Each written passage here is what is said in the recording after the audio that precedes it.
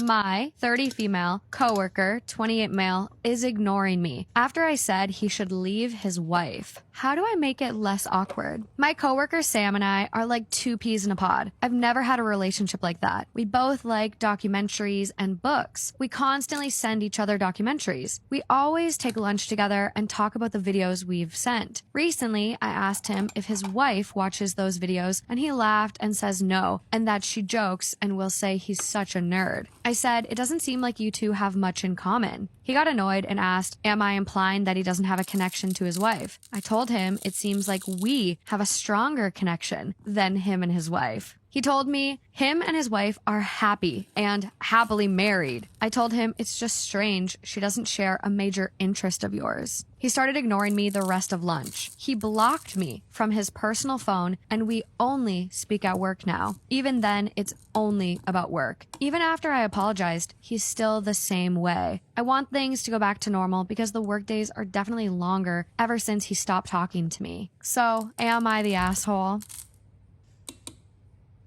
So recently at the restaurant that I work at, there have been a lot of people that seem to think that our business hours are just like suggestions and they can just come in whenever they want and still get service. And it's really been happening a lot, but the most egregious thing happened a couple Sundays ago.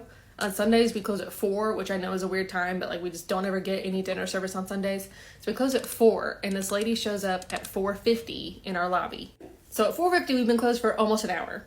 Our lights are off, our music's not playing anymore, all of our bar stools are up on the bar, like we've been mopping, we've been taking dishes out, like we're closed. We're waiting on one table to leave. They know that we're closed, they're just like taking their sweet time, so the rest of us are just kind of waiting until they leave. I was managing, so I needed them to leave so I could get that server's cash out so I could count the drawer and stuff. So we're literally just like twiddling our thumbs, waiting on this last table to leave. We've done everything else we could possibly do to close. Our front doors are locked, our sign is off. We have a back door that is still open because that's the back door that we take to like go take the trash out and stuff. Like it's a fire hazard to keep customers in a like locked building. So I'm behind the bar just waiting for that table to leave, like I said, so I can get their payout and their check. And this woman comes up and she's in our lobby. She comes from where that table was. And she's got her hands behind her back and she's just kind of strolling around the lobby, just looking at some art. And I'm thinking, oh, finally, they're making their way to the front to leave. I'll go unlock the door for them so they can get out of here. And the server whose table it was that we were waiting on comes out from the kitchen and is like, who's that lady? And I was like, is she not a lady at your table? And she's like, no, I've got 3 old white ladies and that is a young black woman. And I'm like, oh. So then I say to the woman, I'm like, hi, is there something I can do for you? And she's like, yeah, I'd like to place a to-go order. And I said, sorry, we're closed. We closed at 4 o'clock today. And she went like bewildered. Like she's literally conversing with me like through the legs of the chairs that are up on the bar with the lights off, with the wet floor that just mopped. Like obviously we're closed. But anyway, she says, well, I drove an hour to get here. I called and whoever I spoke on the phone with said that if I came within an hour, I would be okay. And initially I thought, well, shit, because we do have some new hosts, so maybe they like weren't super clear on like what our hours were, so maybe they told someone something wrong. And I was like, well, I'm really sorry about that, but it is almost an hour after close. We do not have the staff to prepare a to-go order for you, so there's nothing we can do. And she's like, that's ridiculous. I wanted to make a to-go order. And I'm like, I understand, but like I said, the staff isn't here, so we can't do that for you. She proceeds to get on her phone, and she pulls up her call log on her phone, and she says, this is just ridiculous, because when I called, no one said anything to me about y'all being closed at 4. She finds where she has called us. She shows it to me and says, see, I called at 2:35 and no one said anything about y'all being closed in an hour. Y'all said I could get here in an hour and it would be okay. And I said, 2:35? I said, well, yeah, if you called at 2:35 and said you could be there in an hour, that would be 3:35, which is before 4 o'clock. So we would still be open because we close at 4. However, it is now 4:50. So that is over an hour past when you said you would be here.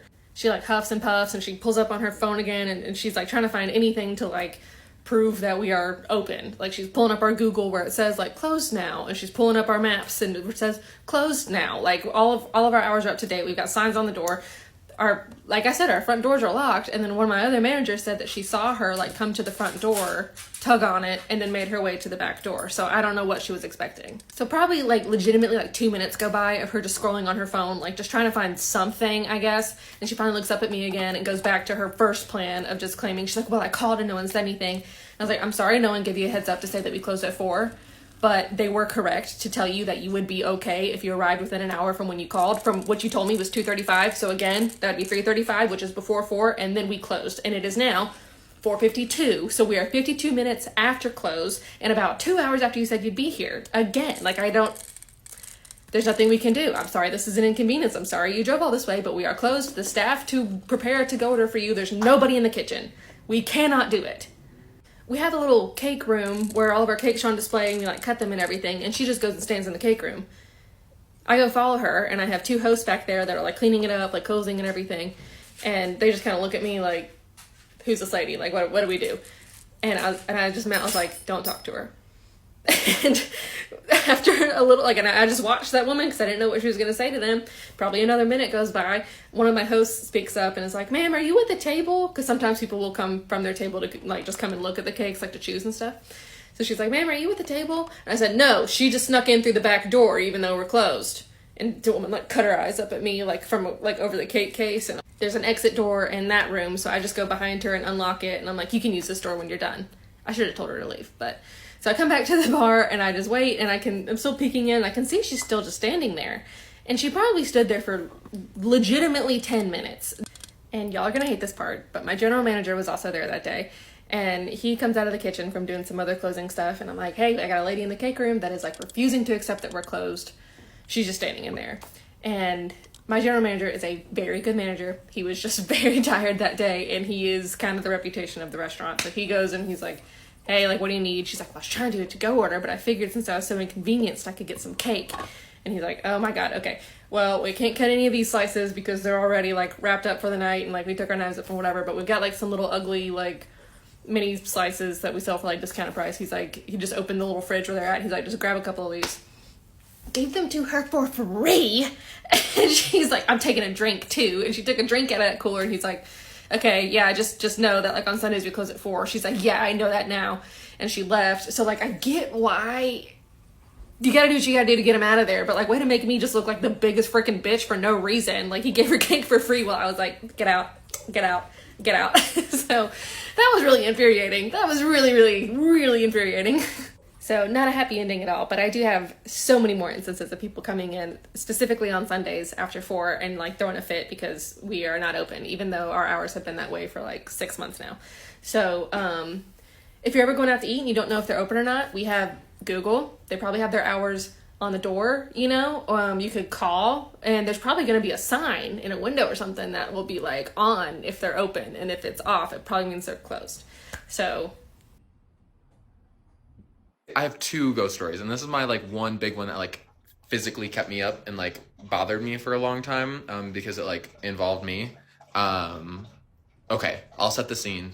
I'm at my dad's, I live in the basement, and we have push-up tile ceilings. Okay, that's a big part of it. I went to bed, I was like 16, 17, and I was kind of getting into like witchcraft, not really, but like I was delving into the realms of like spirits and other worlds when I was in early high school or like middle high school, and things were like starting to like happen, but it might have just been me like freaking myself out, right? And then, well, one night it's like a Sunday and well, it's a Saturday. I go to bed and I wake up and I sleep. When I was in high school, this is a big part of the story. I sleep like this. I sleep on my back like a vampire. Okay, and I don't move in my sleep. I sleep so soundly like that. So I'm sleeping in the basement like this on my bed, and I wake up at like midnight, okay, and I wake up freezing, like, which isn't too abnormal if I don't have a blanket on me. So I wake up freezing, and I notice that my blanket's like all the way at the end of my bed and like off the bed. So I like get it, put it back on me, fall asleep. Wake up again, freezing, and this time it's like 2 a.m. and my blanket, again, is on the end of my bed, and, ooh, I'm starting to think about where this story's going. It's freaking me out. Go to the end it's on the end of the bed, and I, get it back, and I'm like, what the heck? I go back to bed, because I'm like, God, like, just let me sleep. And this time I fall asleep. Oh goodness. I fall asleep and then maybe I think it's like 4 a.m. now. So like it's like 2 hour intervals. I wake up and my blanket is on me and I'm like, oh my God. And so I open my eyes. I open my eyes and I'm laying like this. I open my eyes, I'm laying on my bed and I look in my blanket and this is like a heavy, thick blanket, like a throw, or I don't know if that's the right term, but it's like a big, thick blanket. And it's hanging from my ceiling like this, like at the end of the my bed. Like not end of my bed like it's on the bed, like it's in, like my bed's here, my feet are right here, and then the blanket comes down from my ceiling, and it looks like someone that's like 6'4" is like underneath my blanket. I literally, when I tell you the fear that went through me, I literally thought there was, my first instinct wasn't like spirit ghost scariness. My first thought was, oh my God, this is someone who broke into my house and is a serial killer and is like about to kill me. And so I like don't move my eyes from the person and I like grab my phone and then I bolt to my door because I'm like, this is fight or flight and they probably are here to kill me. I'm gonna run. And so I mean, I've never ran that fast. I jump up my entire staircase. I run. I know everyone in my family locks their doors at night, except for my older sister. So I ran into my older sister's room, and I just slam her door, and I lock it, and I start sobbing. And I'm like, there's someone, like, in the basement, like, oh, my God. And then I start thinking about it, and I'm like, okay, there's not actually someone in the basement, but there's something going on that is, like, that couldn't, like, I didn't put that up there. There's no way, right? I'm not a sleepwalker. My dad is convinced that I did it. There's no way. I've never been a sleepwalker. I've never gotten up in my sleep my entire 21 years of my life. Never, ever, ever.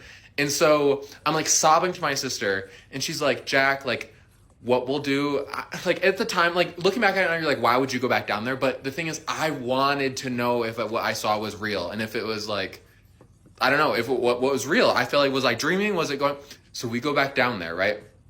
Me and my sister, and I'm going, if you're a person we had like, you know, the cops are on the, I don't know. We say something to like, if it was someone who was a killer, they wouldn't, I don't know. My sister wasn't really believing me. So like, she was like, let's just go down there. I go down there, open my door, and it's still hanging. And there's still that figure in my room. My sister's like, oh my God. And what it was my push-up tile ceiling. One of my push-up tiles was missing, and the blanket was up in my ceiling, and it was hanging, my big thick blanket was hanging from this little nail that was like this big, sticking out of one of the pieces of wood up in my ceiling, which I've never gone up in my ceiling before, so I wouldn't even subconsciously know that there's a nail in my ceiling, and it was hanging perfectly that it would create thinking about this gives me the shakes. Like, I hate it. Anyway, makes this perfect shape of a person. And then, so I take the blanket down and I don't sleep in my room for the next like 4 or 5 days. I don't know if you believe in saging or whatever, but it like really, this really like shook me to my core. So I bought like a special sage. I know there's like, I don't remember off the top of my head, but I knew at the time that there's like a certain type of sage you're not supposed to buy because of like Native Americans and how it's like harvested and it's actually not ethical. So I like made sure to like get sage that was ethical at the time. I think I remember that being part of it. And I sage my house and I like sage every window and every door. And I'm like, and I literally go around my whole house and I'm like, whatever spirit is here, you are not welcome. And I just kept repeating that in my family. My dad thought I was crazy, but like my sisters and my stepmom were like, yeah, like do your thing. And thanks for supporting me, because after that, I didn't sleep in my room for like the next week. I slept in my sister's room, but then I finally like went back down there and it was fine. But yeah, that is, and then I tried to replicate the blanket thing. Like I tried to hang the blanket there multiple times. And I could never get it to do what it did originally. Which is why I think it's so scary. Like nobody else in my family, the house was locked, by the way, so it's not like someone broke in and did that, 1. 2, no one in my family would have done that. It's not a prank, and it really shook me to my core, and my sisters aren't the type of people to, like, prank me like that. 3, I didn't know that there was a nail in my ceiling. So even if, like, subconsciously I hung my blanket, how would I have, like, known to go into my ceiling and to, like, how would I know to go to my ceiling and to do that? and then lay back down and then freeze and wake up. Like, it just, nothing adds up. It doesn't add up, and that's what freaked me out. Anyway, I'm okay now, and so I just fired a spray tan client, and if you're a spray tan artist in between clients right now, or you have a break, go and get your lunch, go and get your popcorn, go and get your snacks, and sit down. Let me entertain you for a minute, because this is like one of the craziest stories I have with a client that I've had to fire, and I haven't had to do this many times. There's like maybe 3 times I've fired a client in the 5 years I've been doing this. We're gonna call this client Sally.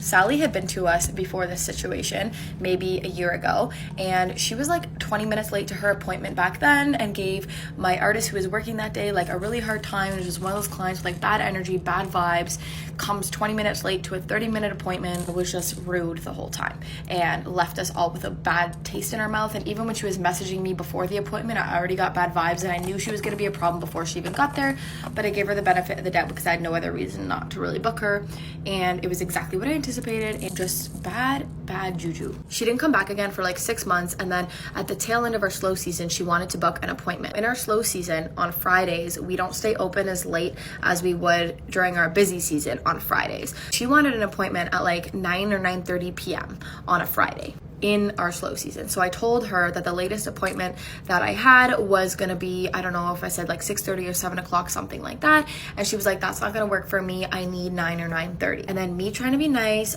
this was my first mistake. I should have known not to do this. I was like, okay, you know what? I'll do 8 o'clock. Like, okay, 8 o'clock works. And then so I opened up the booking time on Square, and I never book people manually. I always make them, I'll say, okay, I'm opening up that time for you. Here's the booking link. Go ahead and book it, because I still want them to put their credit card on file. And I want them to click I agree and understand to the cancellation and no-show policy. So that is where I did save myself in the long run, which you will see later on. So I book her for 8 p.m. and maybe 2 weeks later, she messages me again, can you make it 8:30 or 8:45? And again, I said no. I had just told her that we were already fully booked and I wasn't gonna be able to do that. It was 8 o'clock or earlier or nothing at all. She was like, okay, if you have any cancellations later, let me know and I'll take that later spot. And I was like, okay, sure. The actual day of the appointment rolls around and she messages me in the morning again and says, hey, can I do later? And this is like the 10th time she's asked me, and I told her again no. Like, okay, I'll see you at 8.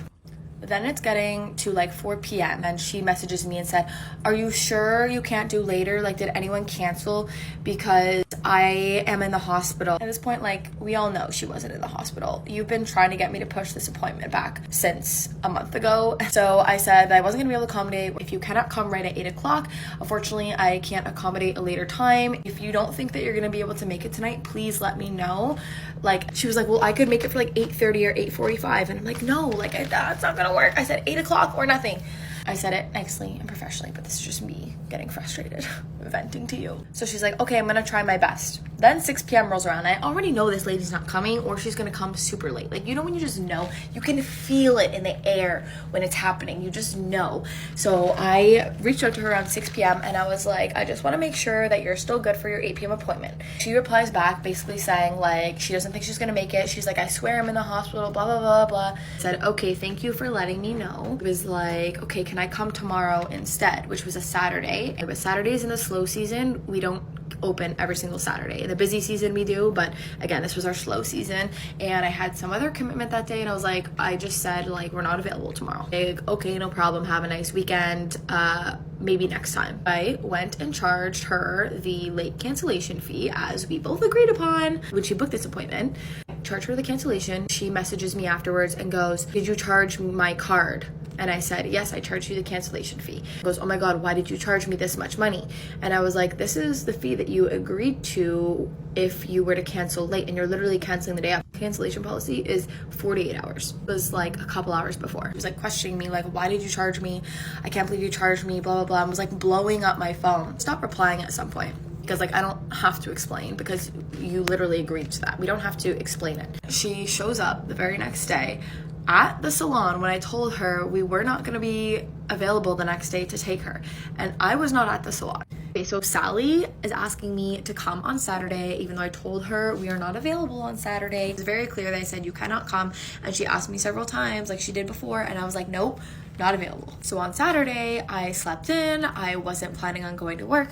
I had my phone on Do Not Disturb because none of my girls were working at the salon, and I knew there was really no need for me to be on my phone, and I needed a mental break. One of my coworkers, or one of the girls who rents in another room over here, she was working that day. I guess she had tried to call me several times and text me several times, but I didn't answer, and it was like not even ringing because I was on Do Not Disturb. Finally, I'm checking my phone and looking at my text messages, and I see that I have like 17 missed phone calls. Most of the missed phone calls were from my colleague. She rents one of the other rooms in the studio that I'm at, and she does brows. So I will just call her Brow Girl. Texted me a bunch of times as well, and so she was like, hey babe, your client's here. Are you running behind? I'll let her know to just like hang out in the waiting area. Of course, I didn't reply because I was still on Do Not Disturb at this point. I didn't see it, so the girl was sitting in the waiting area for a good like 15 minutes, and Brow Girl was actually done for that day. She was just taking a couple clients in the morning, and then she had to leave. And she was the only person working in the studio that day. Eventually, she had to go, and she was running late for something, and she told the lady, like, I'm so sorry, like, I tried to call Janessa, she's not answering. I tried to text her. Is there any way that, like, you can wait outside? She's like, I have to lock up the studio since no other girls who work here are here right now,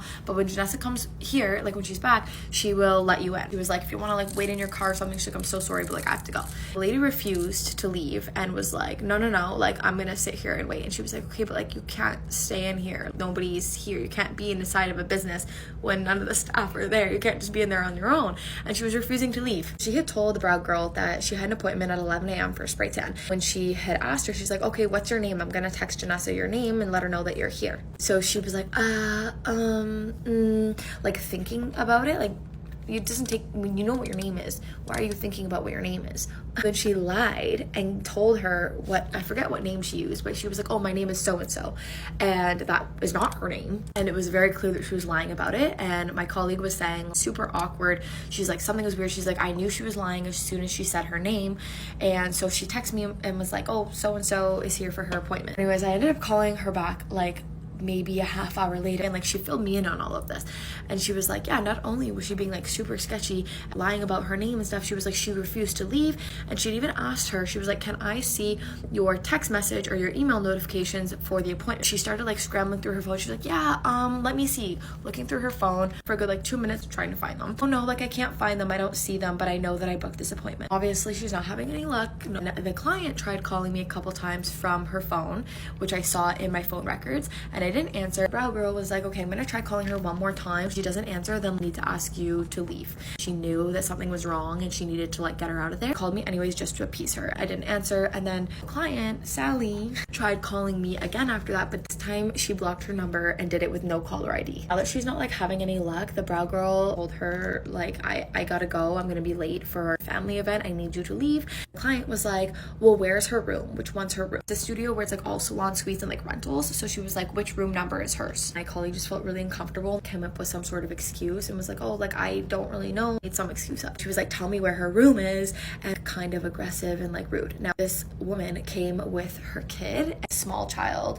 and was holding the kid on her hip. I feel like that's why it didn't get more escalated. But if her kid wasn't there, like I don't know what this lady was planning on doing. Was she planning on forcing me to give her a refund? Planning on trying to force me to tan her even though I told her I wasn't available? Like trash my room or steal money from it? I don't know what the plan was, but this woman was aggressive. And like, what goes through your mind to just show up and like lie about your name, lie about the appointment, and then take it that far? Anyways, this lady tried to book again recently, and I declined her appointment, and she messaged me and was like, why did you decline my appointment? And then I didn't reply. She tried to book again. I declined it. I was like, okay, I just blocked her from booking. And like, that is a pro tip. If you have never blocked someone from booking, it is actually a possibility, and you should use it because your sanity is more important. People who disrespect your business like that will continue to do it. I accidentally had a glass of red wine last night, and I'm 20 weeks pregnant. Let me tell you how it happened.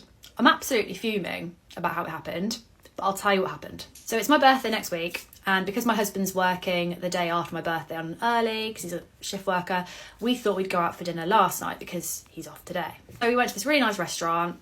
I'm not going to out them, but lovely restaurant in Birmingham. And on the menu, they had obviously some non-alcoholic drink choices. And on the back page, there was a non-alcoholic white wine and a non-alcoholic red wine.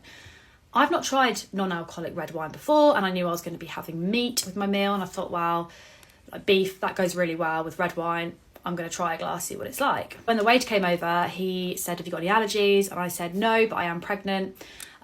So I won't be drinking any alcohol. And obviously with things like steak and stuff, they have to cook it more well done. You don't have to do that. That's just suggested by NHS when you're pregnant. So anyway, ordered my drink and he brings it over and he made a real point and he said, I've double checked, don't worry, this is the non-alcoholic red wine. So I was like, okay, that's good to know. Had a sip and I thought, God, this is good. I said to my husband, like, this is actually really nice. Like, and he tried it and he goes, gosh, it really does taste like red wine. Like, how have they done that? And really, I should have clicked. Because it did taste like red wine, but I just thought, well, maybe because it's a really nice restaurant, maybe they've just gone for a really good brand, because it was £6 for a small glass, so I thought it's obviously just good stuff. And my husband even went onto Amazon to order me a bottle for my birthday next week. He was like, might as well get a bottle, this is really good. So anyway, obviously it was a small glass, so I finished it. I was only sipping it anyway, but I'd finished it by my main course. And I ordered another one. I said, I'll have another one of these. And actually, when the waiter came over to take our second drink order, I said to him, gosh, this is really nice. And he said, oh yeah, we get that a lot. We're told that this non-alcoholic red wine is lovely. And he actually said that there was an alcoholic who came in a few weeks ago to the restaurant, and he'd been teetotal for a year, and he'd ordered a glass like I did, and he ended up buying a bottle because he loved it so much. So there's me thinking like, God, this is just such a good brand, like what a great find. So then a different waiter brings over our drinks, so this is my second glass, and puts it on the table, and then the bartender comes running over and he said, oh gosh, sorry, I've given you the wrong one, this is alcoholic red wine. He said, I'm so sorry, let me fix this for you. And I hadn't actually had a sip of this at this point. So then he ran back to the bar and he comes over with the non-alcoholic wine and he said, sorry, this is the right one. He said, I've made you a large just because, you know, as an apology for getting it wrong in the first place. So I have a sip. Instantly, no, it's not the same. There was only one on the menu. I said to my husband, I said, this tastes like fruit juice. This tastes like Ribena. This is not the same as the first drink I had. My husband tries it and he agrees. He's like, oh my God, this is way, way different. So I just thought, oh my God, I've actually had a glass of red wine then. That's what's happened. So anyway, I thought I don't want to make a big thing about this because it wasn't the waiter's fault. He'd obviously double checked. So the waiter comes over just to see how we're getting on. And my husband said, look, this is not a complaint, just a bit of feedback. But the first drink that you gave my wife was real red wine because this second glass is miles apart. He said, this tastes like fruit juice. And the first one tasted like red wine. And the waiter was very defensive and said, look, I double checked. That's not the case. Like I did double check. And I said, well, interestingly, the waiter who bought the second drink actually bought the wrong one. And then the bartender had run over. And I forgot to add, actually, the bartender, when he ran over to say, oh, you got the wrong one, he actually said the labels are really similar on the non-alcoholic and the alcoholic red wine they've got next to each other. So the labels are almost identical and that's why he'd got confused. So I mentioned it to the waiter. I said, yeah, maybe the bartender got confused. I said, like, I know it's not your fault. I know you double checked. But yeah, the bartender might have got confused. And he goes and gets his manager. And she assures us that it wasn't the case and that the drink I had first, the reason it tasted different was because the bottle had been left open for quite a while, whereas the second glass I had was from a newly opened bottle. I was just like, yeah, I'm not buying it. I just said, look, okay, if that's what you're saying, that's what's happened. But I said they do taste completely different. And the first glass I had was very much like red wine. It was so different. The colour was different. Everything was different. Like, oh, and looking back now, I know the restaurant are never going to admit it. Of course they're not, because they'd have a claim against them.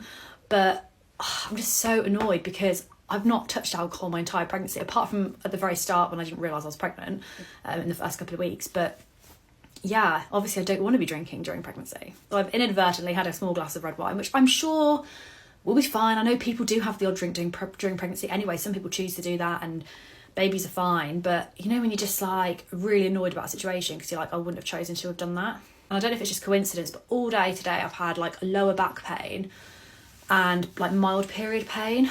And I'm like, my husband's like, no, don't be silly. That's not going to be related to like a small glass of red wine you had.